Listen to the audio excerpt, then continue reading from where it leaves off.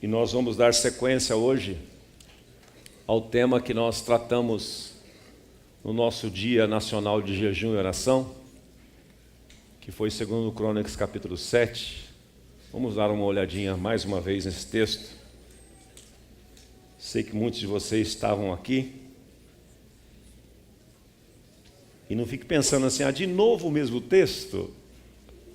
Você pode ler a Bíblia 200.000 vezes, cada vez você vai descobrir algo novo. Algo novo. Então, segundo Crônicas capítulo 7, versículo 11.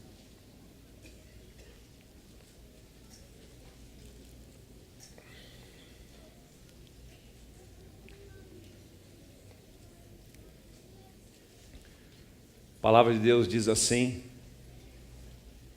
no registro das Escrituras: assim Salomão acabou de construir o templo e o palácio real. Todos os planos para a construção do templo e do palácio deram certo. Então o Senhor Deus apareceu de noite a Salomão e disse: eu ouvi a sua oração e escolhi este templo para ser o lugar onde serão oferecidos os sacrifícios. E aí no verso 13 Deus faz um alerta. E é em cima disso que eu queria comentar com vocês hoje. Salomão recebe esta missão. Salomão, você sabe que é filho do rei Davi, e Deus permitiu a ele este privilégio de fazer essa construção, um lugar que o nome de Deus seria celebrado, e ele construiu, como rei, governando naquela oportunidade. O Senhor aparece a ele de noite e diz a ele: eu ouvi a sua oração e escolhi este templo para ser o lugar onde serão oferecidos os sacrifícios. E aí o Senhor faz um alerta importantíssimo, que serve para todos nós hoje. Todos nós que somos o seu povo, a igreja dele nesta terra, os representantes dele nessa terra, aqueles que estão aqui para implantar o reino dele, para ser instrumento de bênção na vida de tantas pessoas, de luz e direção para tantos outros. Então no verso 13, Deus faz esta admoestação, este alerta: quando eu fechar o céu e não deixar que chova, ou quando eu ordenar aos gafanhotos que devorem e destruam as colheitas, ou mandar uma peste atacar o povo. Quem que está falando aqui?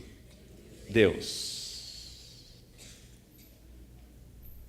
Naquele material que o pastor Carlos Alberto distribuiu a nós, no dia 14, depois no domingo também, e foi para os nossos G100 essa semana, aquele texto, o avivamento desejado por Deus, o texto ali destaca o que eu queria botar um pouquinho de luz aqui hoje. Há situações que aconteceram na nação de Israel e que acontece entre nós no Brasil e em outros países, que são situações que Deus provoca. Deus permite. Porque algumas circunstâncias, um Deus que é amor é também justiça, ele chega num limite que ele precisa parar, gente. Se alguma coisa errada não acontecer na nossa vida, a gente continua. E às vezes tem algumas coisas que tem que acontecer muito errado. Deus alerta de uma maneira, alerta de outra. Jó capítulo 33, há um texto dizendo que Deus fala de muitas maneiras, e o homem não ouve. Ele fala em sonho, lá está tudo escrito isso aí, Jó 33, finalzinho, 14 em diante. Ele fala por sonhos, ele fala por visões, mas o homem não ouve, o homem não escuta, o homem não vê. Aí ele permite sofrimento, permite catástrofes. Tudo isto, pasme você, por amor. Assim como um pai que disciplina os seus filhos e o faz e deve fazer por amor, o nosso Pai Celestial faz a mesma coisa. Tantas vezes, eu tenho 2 filhos hoje, adultos, mas tantas vezes eu tive que corrigi-los duramente para chamar a atenção deles para a consequência daquilo que eles estavam fazendo. E na fase adulta, depois que chega na fase adulta, você não usa mais vara para corrigir os filhos, porque a vara é para as crianças. Como é que você faz? Você tem que tirar deles privilégios. Olha, porque você não soube administrar bem essa situação, porque você excedeu o limite que eu coloquei para você, agora você acabou de perder o privilégio de. Pronto. Nós, pais, temos que fazer assim. Senão nós vamos criar filhos inconsequentes. O nosso Pai Celestial usa do mesmo expediente, porque nós só fazemos assim porque aprendemos com a palavra, aprendemos com Ele. Então Deus permite alguns abalos, algumas situações que são até tragédias, para chamar a atenção do seu povo. Que o problema, e esse é o teor da mensagem, o problema não são os ímpios lá fora, não são os não cristãos, não são os que estão ligados a falsas religiões, o problema está aqui dentro desse auditório, somos nós. Nós somos o fiel da balança neste mundo, não sei se você sabia disso. Por isso que diz, se eu fechar o céu para que não chova, quem é que abre e fecha os céus? É o Senhor.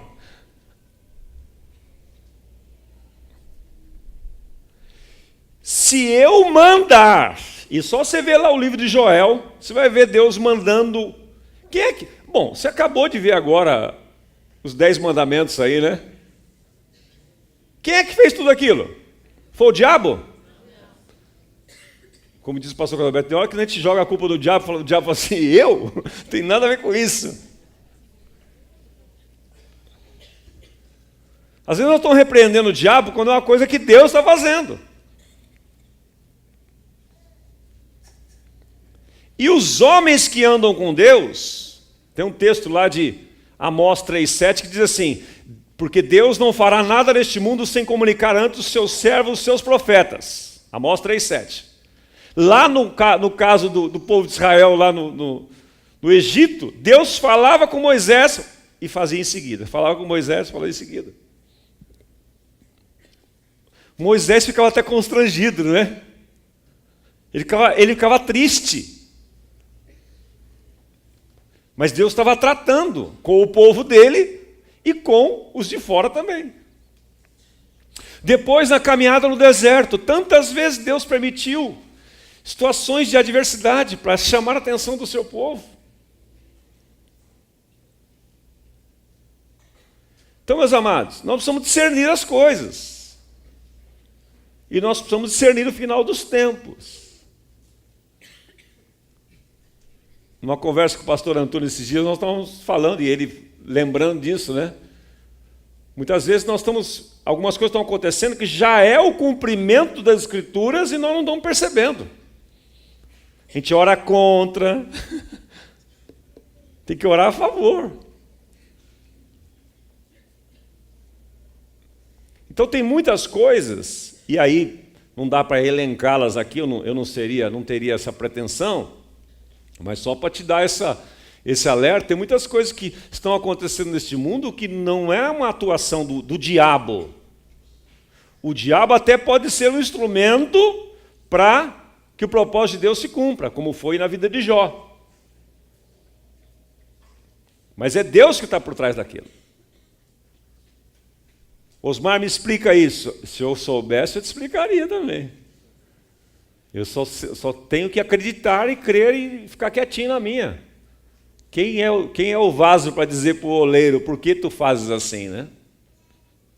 Mas é Deus que fecha os céus, é Deus que muitas vezes permite que gafanhotos devorem o país.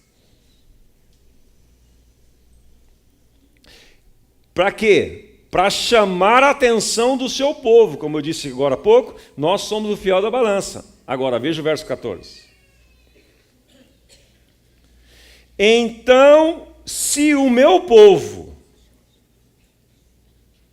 que pertence somente a mim, na versão mais comum diz, que se chama pelo meu nome, quer dizer, povo que me invoca, que diz cristão, que diz filho de Deus, povo que sai propagandeando aí, ó, eu sou cristão, eu sou evangélico. Né? Se o meu povo, que pertence somente a mim, se arrepender, abandonar os seus pecados, orar a mim, eu ouvirei do céu, perdoarei os seus pecados e sararei a sua terra. Sabe, meus irmãos, nós podemos virar esse país. Nós podemos virar esse jogo. A igreja pode virar esse jogo. Porque não adianta. A corrupção no nosso país, a crise moral que o nosso país vive, não tem jeito, você não está imune a ela. Não, eu estou numa redoma de vidro, nada vai me atingir.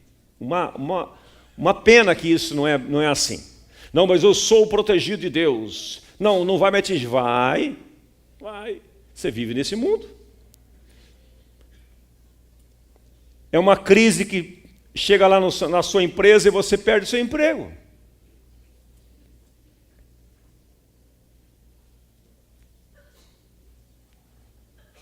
É um grande fornecedor seu, é um grande cliente seu que quebra. Você está inteiro, ele quebra e quebra você.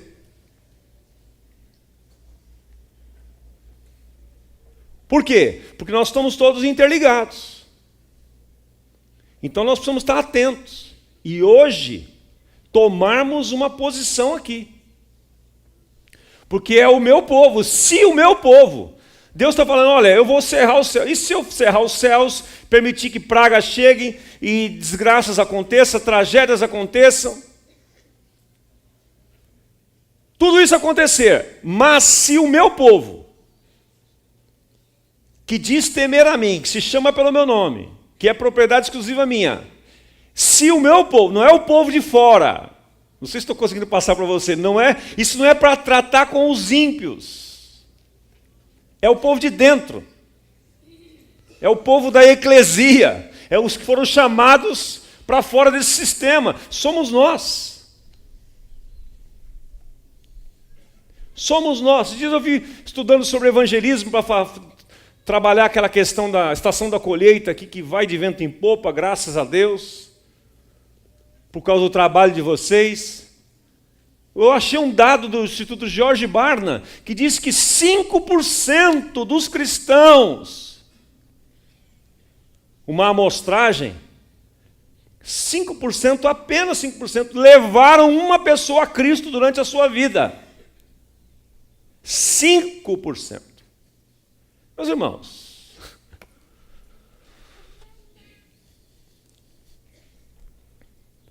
que vida cristã é essa que estão vivendo? Para nós mesmos. O egoísmo ainda é pecado. Então Deus não começa nada pelos de fora, Ele começa pelos de dentro. Diz a palavra de Deus que o juízo começa pela casa de Deus. Somos nós que estamos, muitas vezes, provocando, entre aspas, as desgraças que estão acontecendo. Somos nós que somos corresponsáveis por isso. Porque se nós orarmos, primeiro nos humilharmos. O que é humilhar? É reconhecer.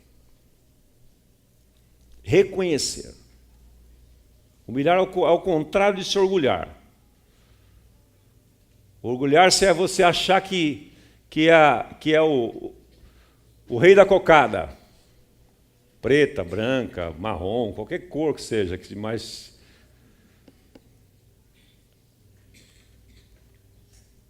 Humilhar é você reconhecer que você não é nada. Que sem Deus você não é nada. E muitas vezes nós nos orgulhamos, ao invés de nos humilharmos. Nós nos orgulhamos, que ao contrário de humilharmos, quando nos julgamos melhores que os outros. Superiores aos outros. Mais santos que os outros.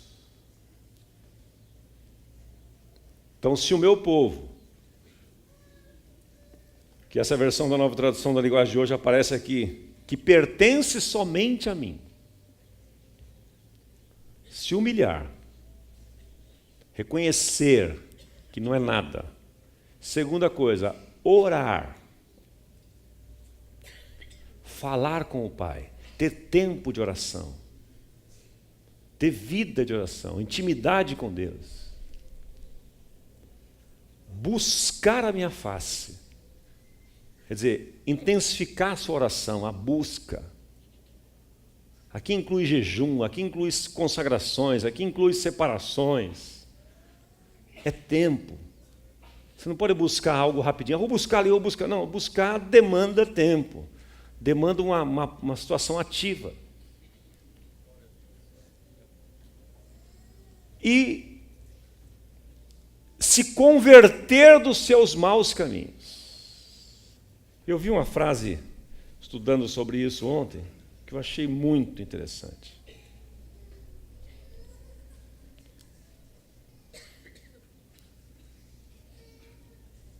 O cara escreveu uma coisa muito, muito simples, mas que trouxe para mim O Paul Holdcraft disse assim: confessar os pecados não significa a mesma coisa que abandoná-los. Às vezes nós somos muito rápidos para confessar o pecado, mas muito lento para abandonar. Nosso problema não é só a confissão. Nosso problema maior é o abandono. É a mudança de fato. Porque o arrependimento não é um remorso que você sente depois de uma situação errada que você cometeu. De uma bobagem que você fez, bate aquele remorso. Não, arrependimento é muito mais que isso. É mudança de mente. É mudança de coração. Aí daí vem a palavra metanoia. É mudança de direção, é mudança de conduta, é mudança. E aí, o querido Martim Lutero dizia o seguinte: arrependimento é não fazer mais aquilo que você fez. O que é arrependimento? Você confessa e não faz mais, senão não é arrependimento. É metade do caminho. O verdadeiro arrependimento odeia o pecado e não apenas teme a penalidade. Por que muitas vezes nós nos arrependemos? Ou confessamos? Não é porque nós estamos odiando aquele pecado, nós estamos com medo da consequência. Olha que interessante. Isso não é verdadeiro arrependimento. Nós confessamos, nós trazemos a luz, nós procuramos as pessoas, nós vamos aos nossos pais, nós vamos aos nossos líderes, nós confessamos o nosso pecado, mas não é que você está com nojo daquilo, Não é que você vai abandonar aquilo. Você está com medo da consequência. Então, para se poupar, se safar, você vai lá e confessa. Isso não é verdadeiro arrependimento. E muitas vezes eu fiz isso.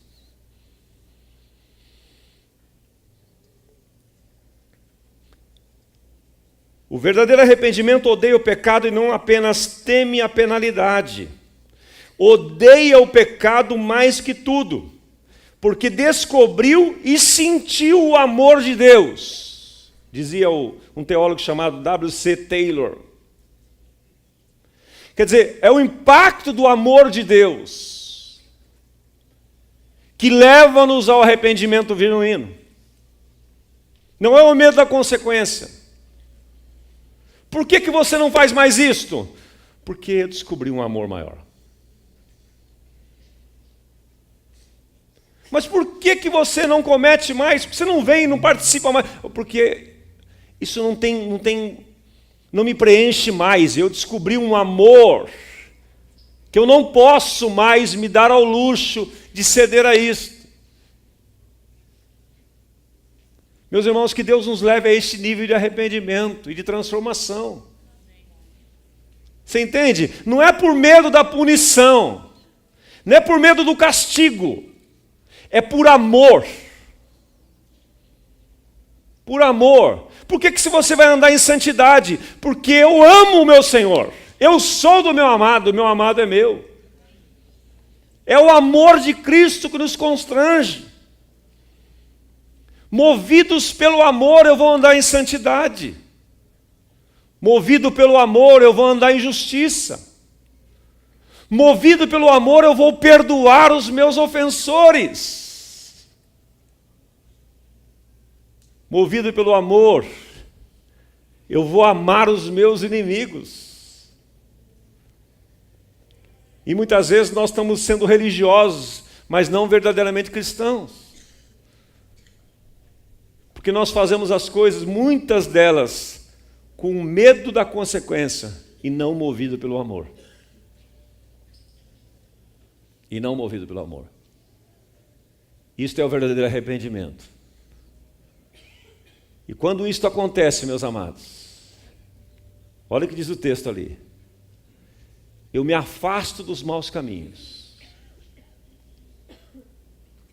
Se o meu povo, que se chama pelo meu nome, se humilhar, orar, buscar a minha face e se converter, se afastar dos seus maus caminhos.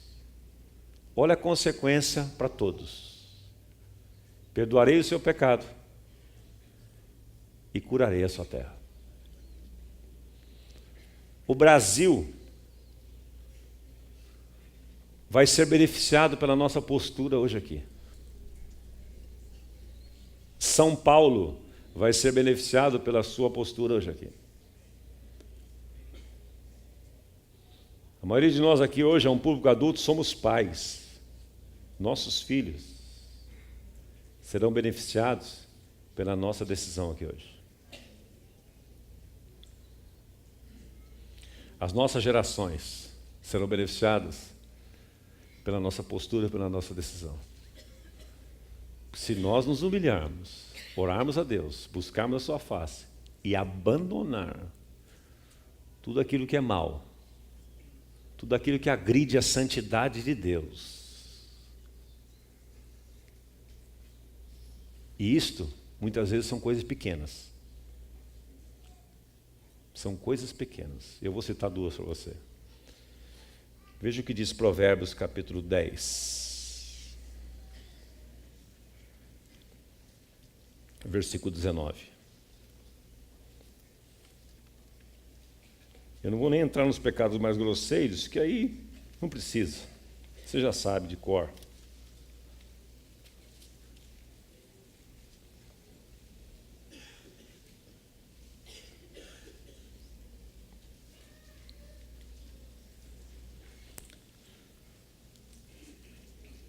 O pecado com a nossa boca.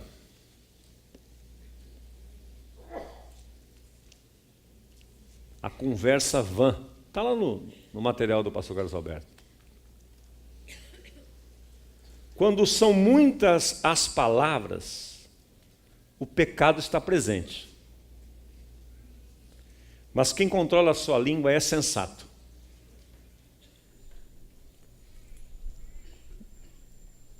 Muitos pecados nós cometemos com a nossa língua.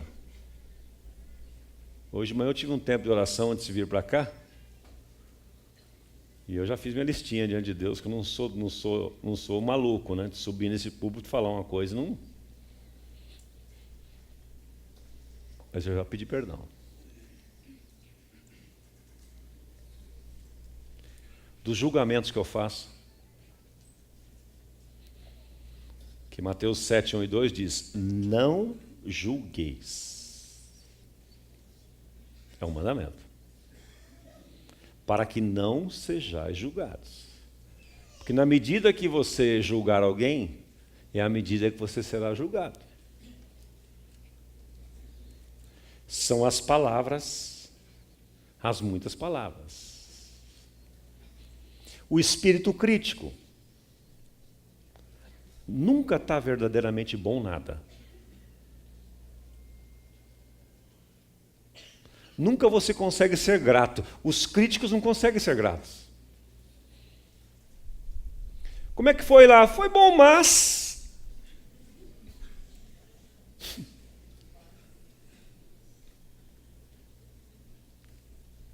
Quanto você conhece tem um espírito crítico aqui? Ah, vocês são também? Não estou sozinho, achei que eu estava sozinho. Fiquei mais confortável agora, sabendo que vou me arrepender junto com você aqui.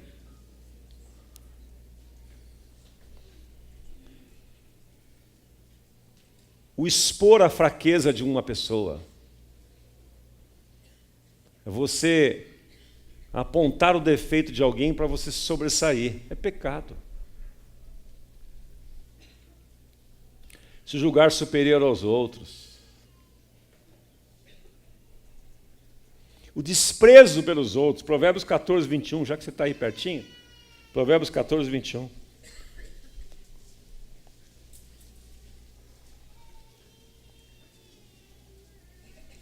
Quem despreza o próximo comete pecado. Desprezar as pessoas, meus irmãos, é pecado. Quantas vezes nós não fazemos isso? Desprezamos as pessoas mais simples. Evitamos pessoas que são filhos de Deus. Você gostaria que as pessoas desprezassem seus filhos? Hã? Você não fica muito triste quando alguém despreza o seu filho? Expõe o seu filho? Fala mal do seu filho? Queima o seu filho? Você não fica maluco com isso? O Pai Celestial também.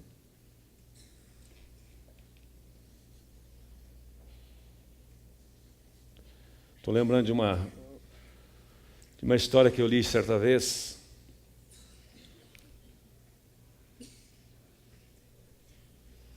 Diz que um pastor havia cometido um deslize. E então um outro grupo de pastores foram orar, comentaram o assunto e foram orar por ele. E quando começaram a orar, o Espírito Santo se manifestou e disse assim: eu estou entristecido e enfurecido com vocês,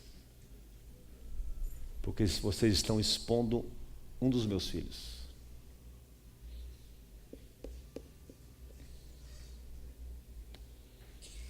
Então nós fazemos isto.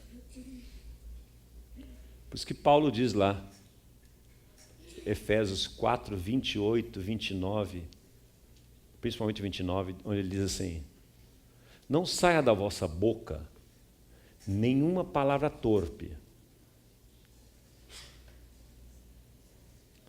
Nós fizemos nossos filhos decorar isto.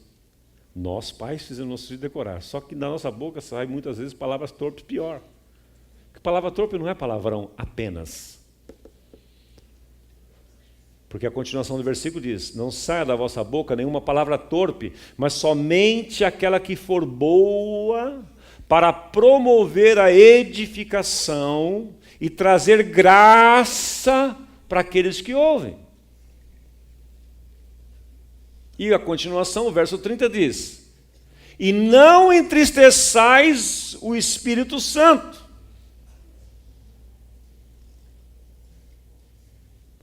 Porque estas coisas entristecem o Espírito Santo. E se entristecer o Espírito Santo, ele não vai se mover. Ele não vai se manifestar.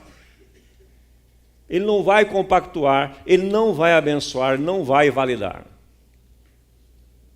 Se o meu povo, que se chama pelo meu nome, se humilhar, orar, buscar a minha face e abandonar os seus maus caminhos, eu ouvirei dos céus, perdoarei o seu pecado.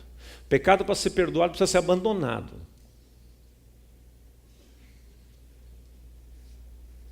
Osmar, mas todos os pecados foram perdoados em Cristo. Foram, sim. Mas para você experimentar, eu estou querendo dizer. Para você experimentar esse perdão de fato, você precisa crer que ele já foi colocado em Cristo Jesus, e quando você abandona, a paz vem e invade teu coração. Se você não abandona, fica retido lá. O perdão é seu, está lá disponível, mas você não recebe.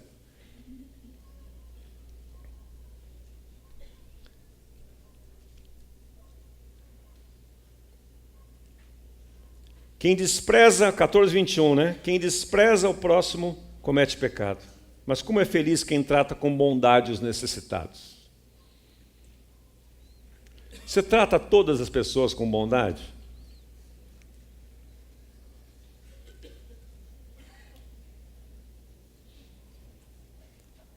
Você trata os mendigos dessa rua que vem no farol para tentar limpar o seu carro para ganhar uma moedinha, você trata eles com bondade? Ou você os despreza, fecha o vidro e disfarça?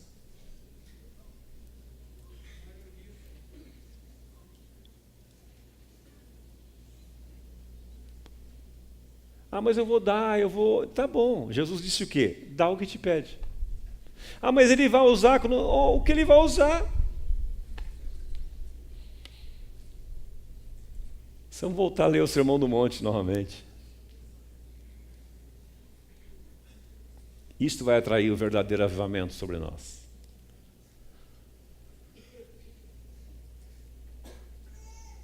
Porque quando nós fazemos isso, meus amados, isso atrai a bênção de Deus.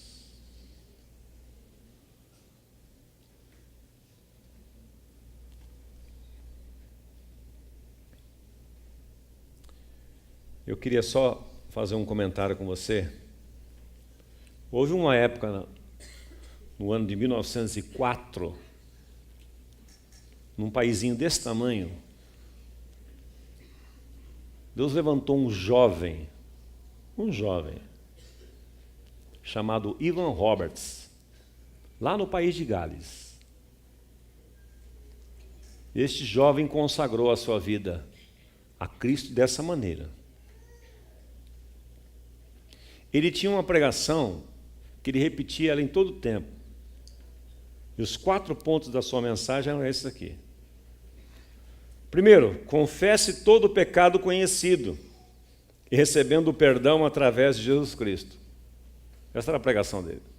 Confesse todo o pecado conhecido. Segundo, remova qualquer coisa em sua vida sobre a qual tem dúvidas ou sente inseguro. Tem dúvidas se aquilo é certo ou errado? Corre. Está inseguro? Na dúvida, pare. Não vá em frente na dúvida. Confesse todo o pecado conhecido. Remova qualquer coisa em sua vida sobre a qual você tem dúvida ou sente inseguro. Terceiro, esteja pronto a obedecer ao Espírito Santo imediatamente. Eu vi uma pregação ontem do Leonard Ravenhill, na verdade um áudio, aquele autor do livro Por que Tarda o Pleno Avivamento? Recomendo para você, é um livro antigo, mas vale a pena você ir atrás dele. Por que tarda o pleno avivamento? E ele sintetizou numa frase dentro de várias coisas que ele falou, uma que me impactou demais, que ele disse que o verdadeiro avivamento vem quando há obediência total ao Espírito Santo de Deus. Porque nós somos muito desobedientes. Muito. E aqui o Ivan Roberts fala a mesma coisa. Esteja pronto a obedecer o Espírito Santo imediatamente. Quarta coisa. Confesse publicamente o Senhor Jesus Cristo. E Deus levantou esse jovem. Eu quero só ler para você um trechinho aqui do que aconteceu no País de Gales. O avivamento no País de Gales durou só 9 meses. Eu achava que tinha sido anos, pelo efeito que causou no mundo. Mas eu fiquei espantado quando eu li esse artigo, que diz que durou só 9 meses. Durante o avivamento, os cultos continuavam quase sem parar. Contínuo.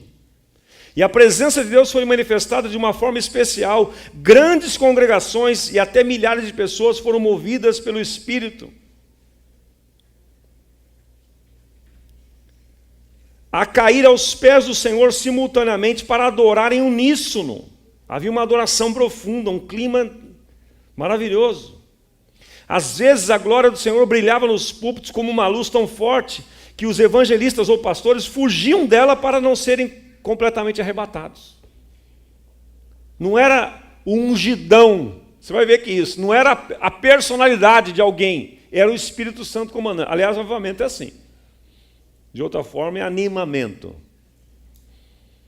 Um jornalista de Londres que assistiu às reuniões ficou tão surpreso ao ver como os cultos prosseguiam quase sem liderança ou orientação humana.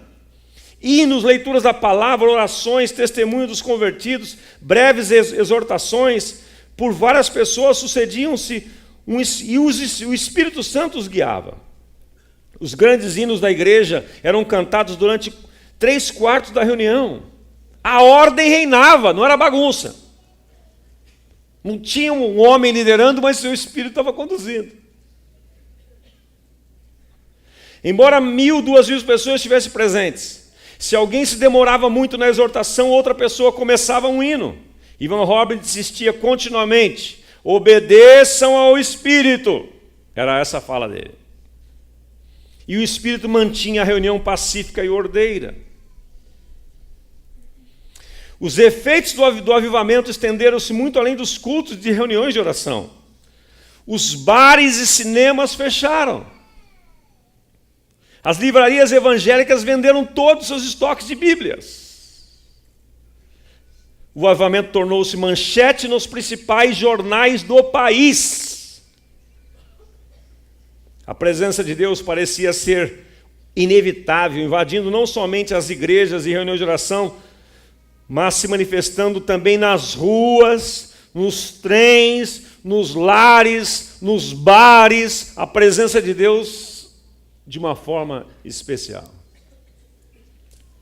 O avivamento no País de Gales durou apenas 9 meses, porém nesse tempo marcou o mundo.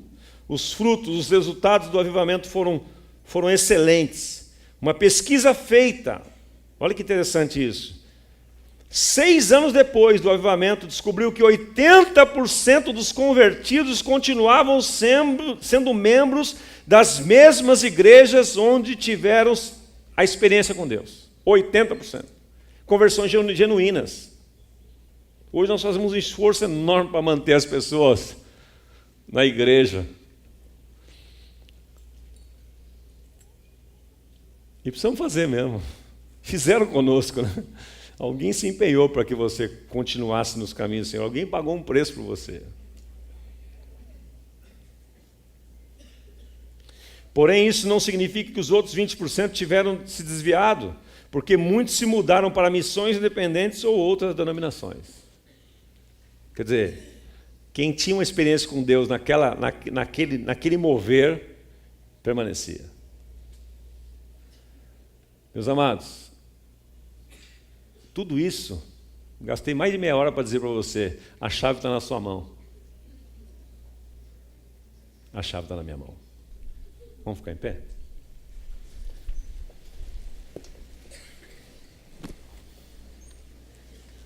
Sou eu e você que vamos abrir os céus ou fechar os céus.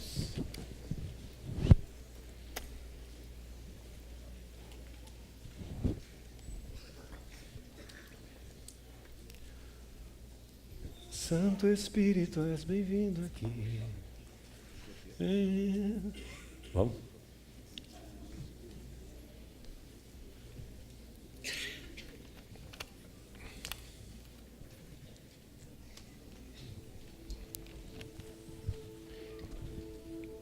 E daqui a pouco nós vamos levantar um clamor para o Valadares. E eu vou trazer uma notícia para vocês de lá. E um desafio específico. Mas antes vamos falar com quem resolve. E vamos pegar a chave que está na nossa mão e vamos tomar uma decisão hoje.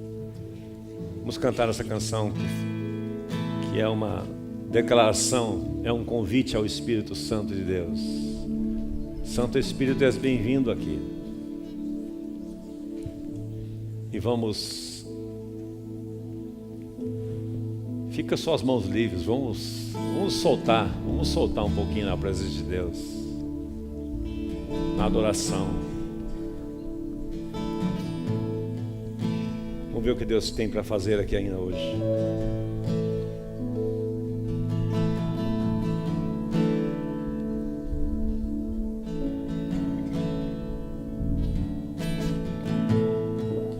Não há nada maior, não há nada melhor, bem mais precioso e incomparável é tua presença, Senhor.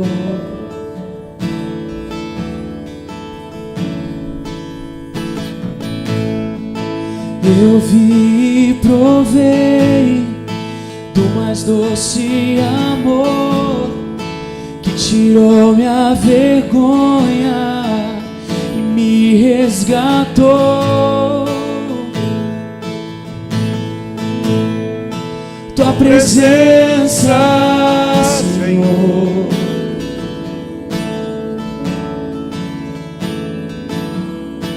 Santo Espírito, és bem-vindo aqui. Desejo ver teu reino arder em mim. Ansiamos por tua glória, ó Senhor, ser tomado por tua presença, Senhor. Santo Espírito, és bem-vindo aqui. Desejo ver teu reino arder em mim. Ansiamos por tua glória, ó Senhor, ser tomado por tua presença, Senhor.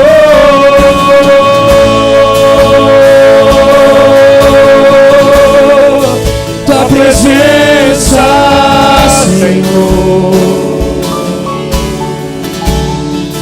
Tua presença, Senhor.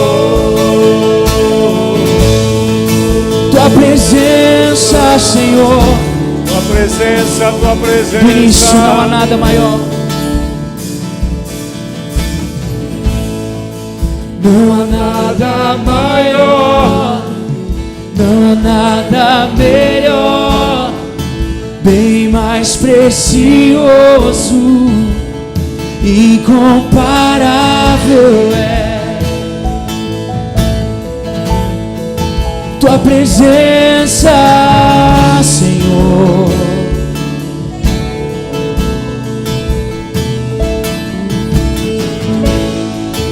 Eu vi e provei do mais doce amor que tirou minha vergonha e me resgatou.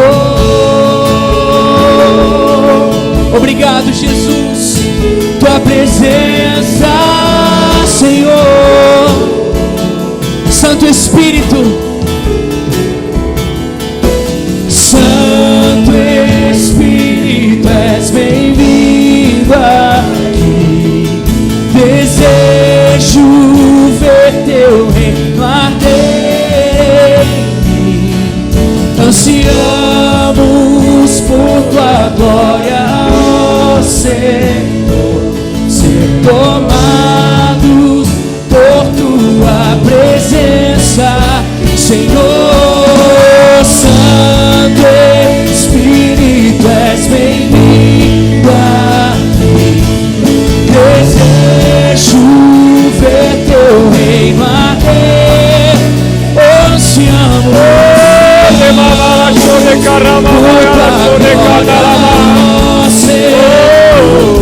ser tomado por tua presença, Senhor. Santo Espírito, és bem-vindo aqui. Desejo ver teu reino arder. Ansiamos por tua glória, ó Senhor, ser tomado por tua presença, Senhor.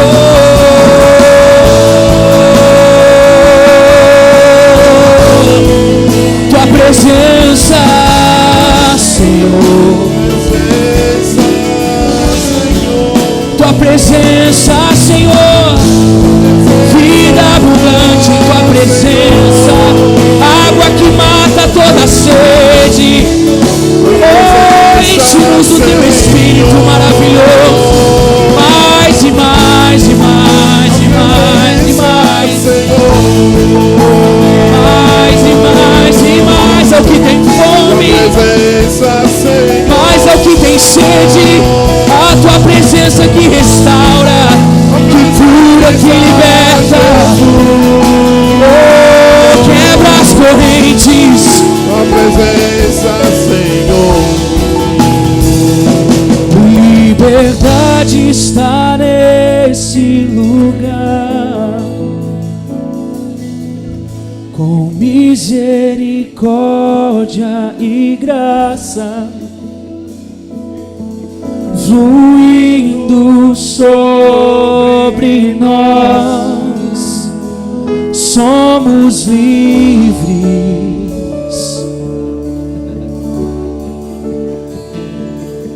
Jesus reina nesse lugar, com misericórdia e graça fluindo sobre nós. Somos livres. Quantos livres nessa manhã? Quantos livres nessa manhã? Liberdade está neste lugar,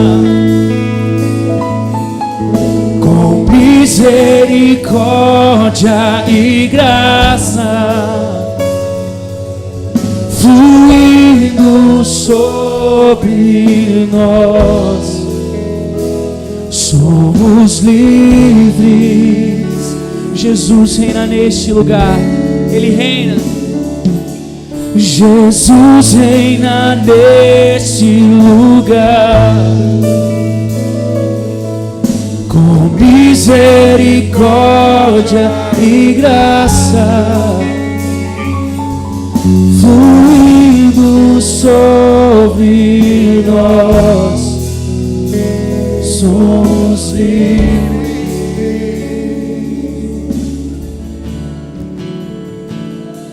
Feche seus olhos. Olhe para você. A palavra de Deus, 1 Coríntios 10, 12 diz: examine-se o homem a si mesmo. A Bíblia não diz para você examinar o outro.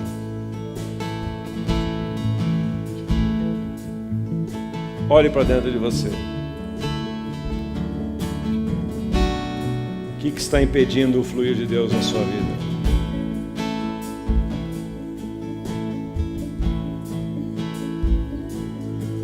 Que pecados você precisa confessar e abandonar?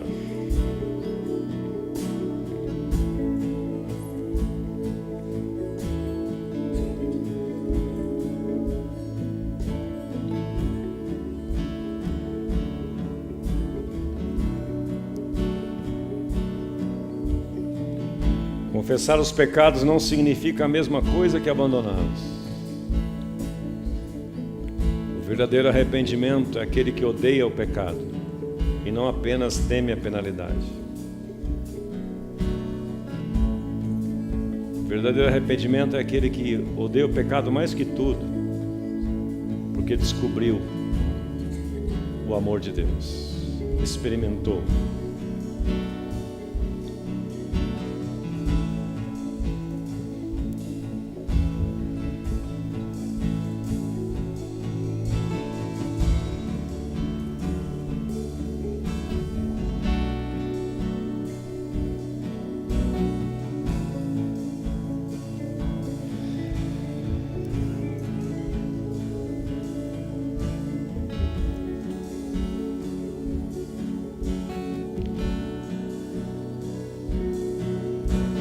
Não digam palavras que fazem mal aos outros, mas usem palavras boas,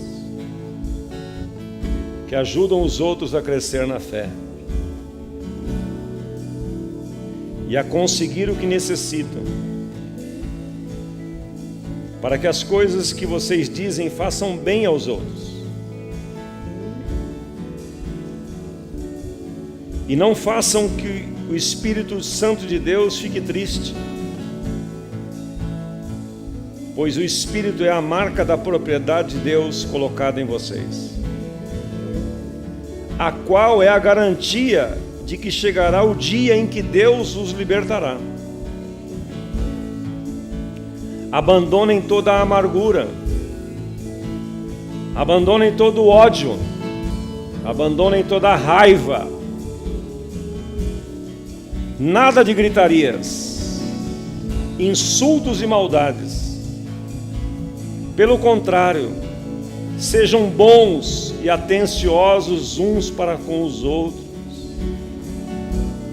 e perdoem uns aos outros, assim como Deus, por meio de Cristo, perdoou vocês.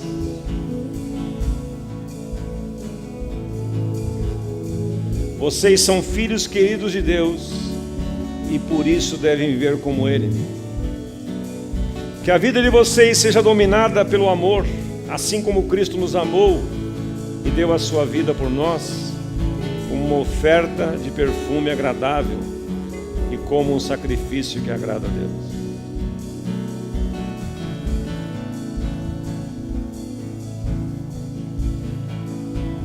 Sabe, meus irmãos, eu queria fazer uma primeira oração aqui, depois de você ter feito essa por você mesmo. Estudando esses dias um tema que tem me chamado a atenção, né? Nesses dias que a gente se prepara para o nosso Vida Vitoriosa, que vai acontecer lá no Vale da Graça este final de semana próximo. Essa semana nós vamos estar jejuando e orando por todos aqueles irmãos que vão ali para que recebam essa libertação. Sabe, eu estou cansado de ver gente entrar e sair aqui nessa igreja. Eu sei que você também está. Na sua célula. O cara vem, gosta, fica encantado, depois some. Né, Marcão? Some do nada. Aí ele acha um defeitinho aqui, um defeitinho ali, um defeitinho... Defeito nós temos de monte. Mas sabe o que falta? Conversão genuína.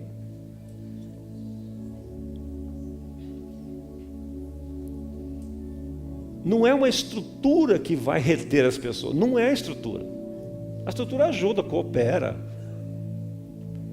Mas é uma conversão genuína. O cara vai e nasce de novo mesmo. Abandona o pecado. Vira a página da vida dele. O quebra todos os laços de alma que o prendiam. Então, estudando sobre isso, eu descobri um mistério tão simples. Para mim era um mistério, mas ficou tá tão claro na Bíblia. Por que muitas pessoas não são curadas? Eu não sei se você já reparou, faça o teste. Quando você percebeu uma pessoa lá no seu trabalho que não conhece a Deus, não, é de outra religião, é boca suja, só fala palavrão, e ele tiver uma enfermidade, ele falar com você, eu estou com uma enxaqueca, põe a mão nele e repreende aquela enxaqueca de olho aberto, não fecha nem o olho, não precisa nem fechar o olho. Diz assim, eu ordeno que essa enxaqueca saia agora em nome de Jesus. Sabe o que vai acontecer com aquela enxaqueca? Agora pega um crente de dentro da igreja que conhece um monte de versículos da palavra, conhece um monte de princípios e ora pela mesma enxaqueca dele.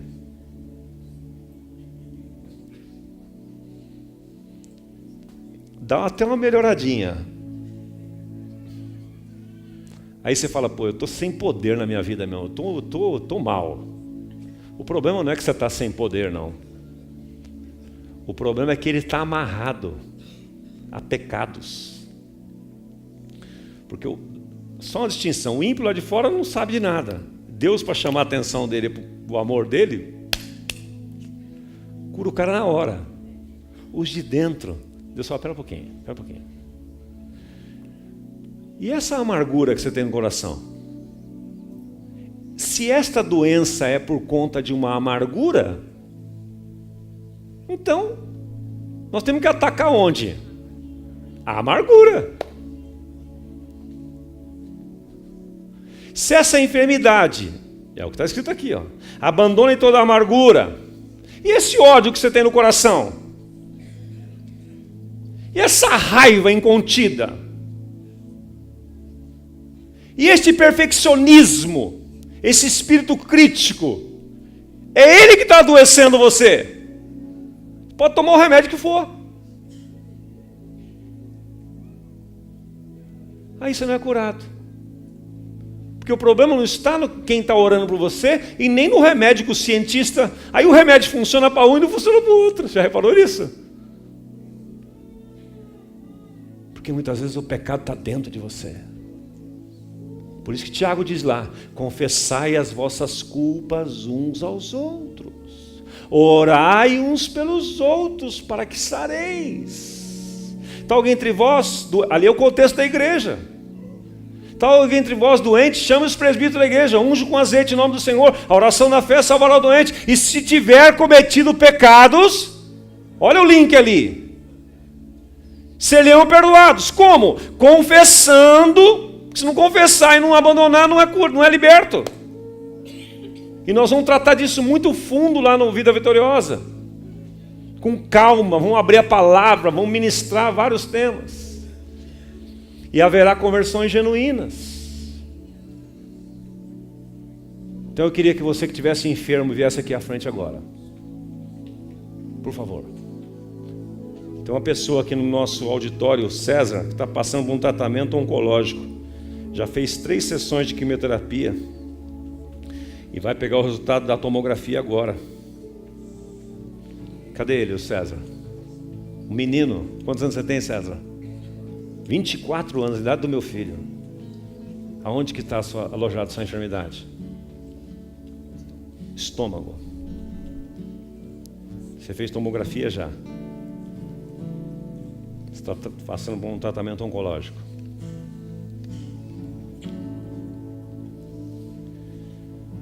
Se tiver alguma coisa impedindo a cura, nós vamos orar à toa por você e por todos vocês. Vocês precisam se examinar agora. Se tiver alguma coisa dentro de você, alguma amargura, algum ressentimento, você precisa perdoar o seu ofensor. Isso serve para todos.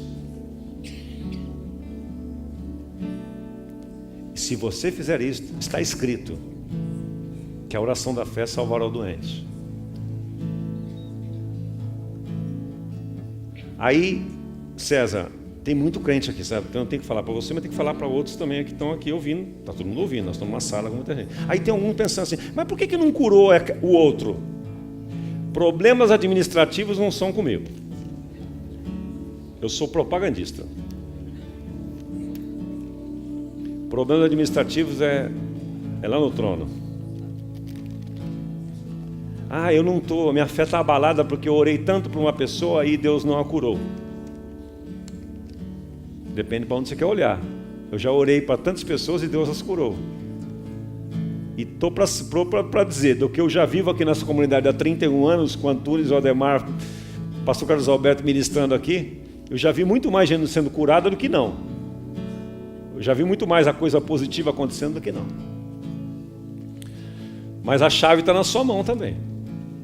Queria que você fechasse seus olhos e examinasse seu coração.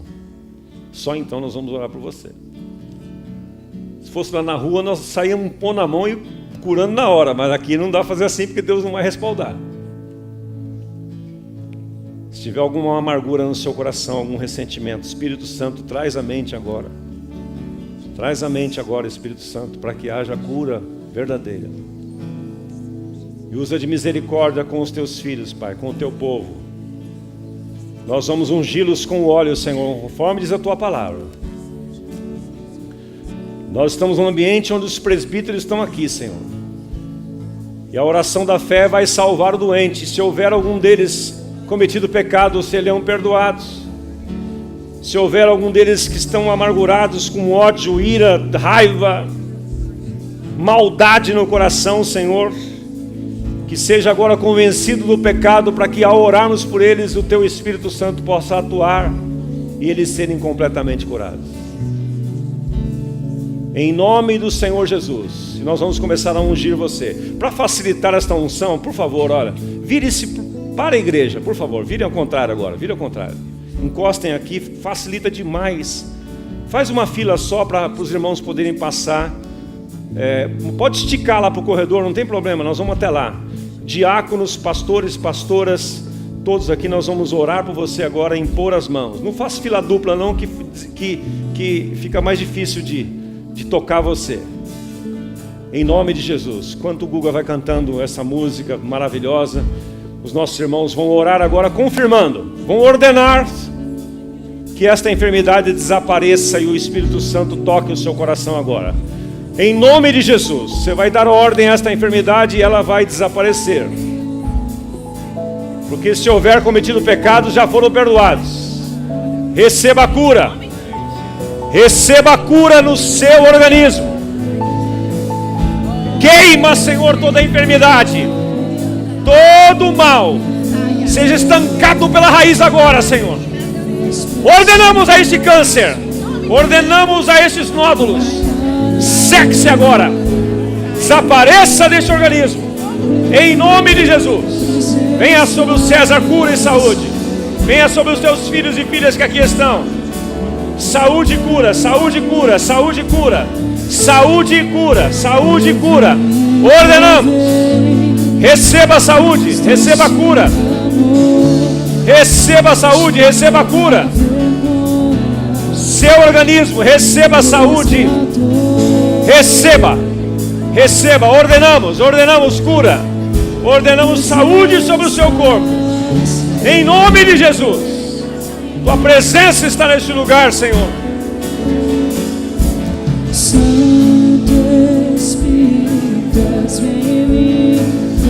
Confirma essas curas, Pai. Confirma, Pai, com a imposição das mãos. Com a imposição das mãos. Receba a saúde. Receba a saúde. Oh, fortalecimento nessas pernas. Fortaleça essas pernas, esses nervos agora.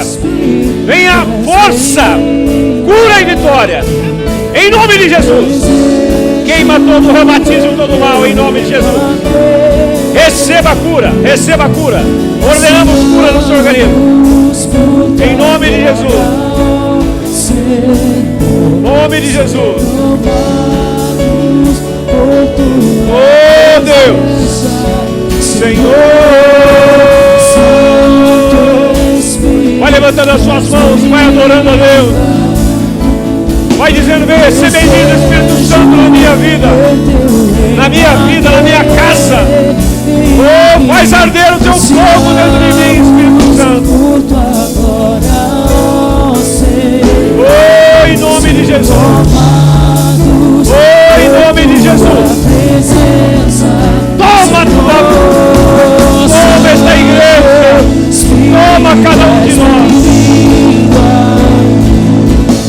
Desejo ver teu amor em mim. Arde o teu fogo nesse lugar. Sejamos pouco agora, ó Senhor, ser tomados por tua presença, Senhor.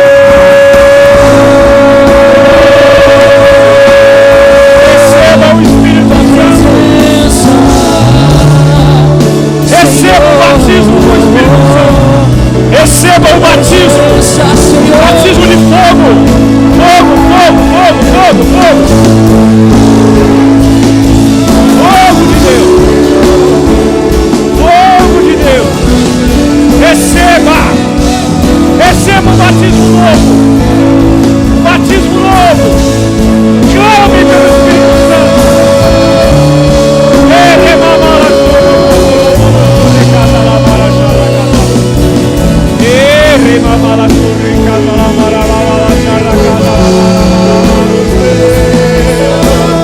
Tua presença, tua presença, tua presença, tua presença. Tua presença, Senhor. Queima, Senhor, presença. Purifica, meu Deus. Purifica a tua igreja. Purifica, Senhor, a tua igreja. Trono de louvor, vitória. Receba a presença.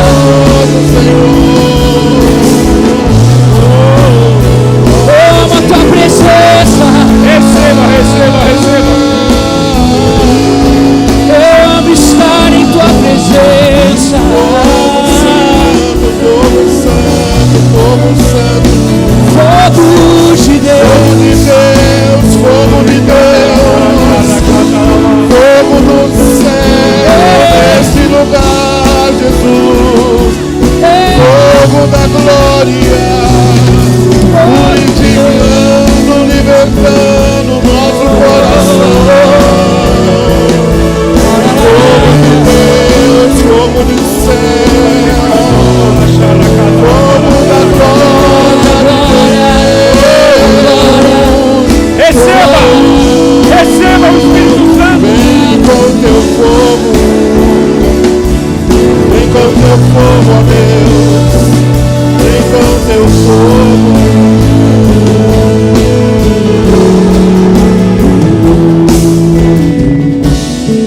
Receba o Espírito Santo. Levante suas mãos aos céus e seu rosto e receba. Porque ele já foi dado lá no Pentecostes, nunca mais foi retirado. Receba, receba, receba. Vai ativamente dizendo: Senhor, eu recebo o teu Espírito Santo. Receba um batismo novo. Receba renovação, receba dons. Receba o dom de falar em outras línguas. Aquele que fala em outras línguas edifica-se a si mesmo. Receba, receba. Receba amor. Receba graça.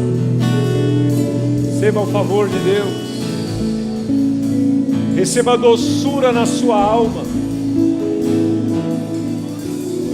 Receba cura na sua alma. O Senhor te guiará continuamente. Fartará a tua alma até mesmo em lugares áridos.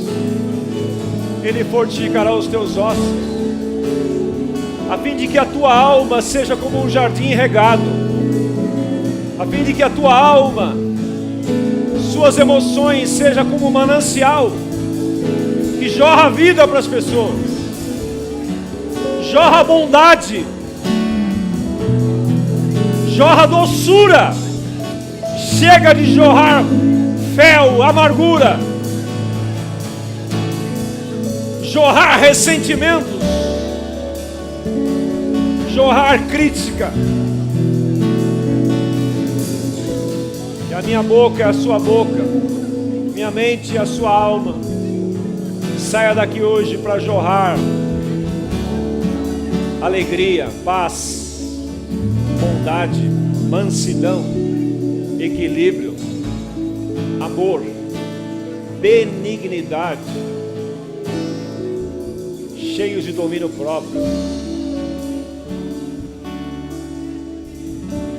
Obrigado, Espírito Santo, por aquilo que tu fazes.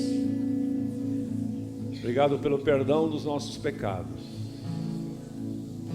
Eu sei que nossa vida será melhor. Nossa comunidade será melhor. Nossas famílias serão melhores. Vamos aplaudir ao Espírito Santo de Deus.